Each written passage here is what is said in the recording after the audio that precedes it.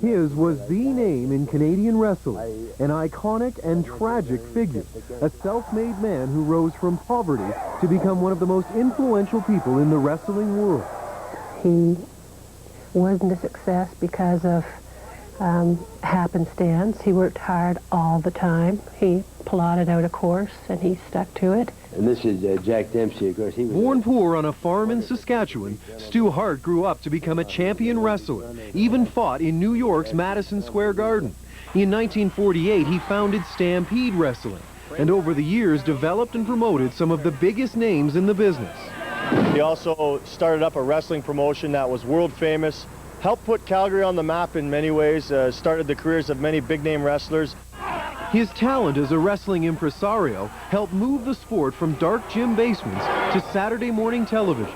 Hart sold Stampede Wrestling to the World Wrestling Federation in 1984. Then he turned his family into a wrestling dynasty. His son, Bret the Hitman Hart, was one of the most famous members of the WWF. Owen the Blue Blazer Hart was also a champion.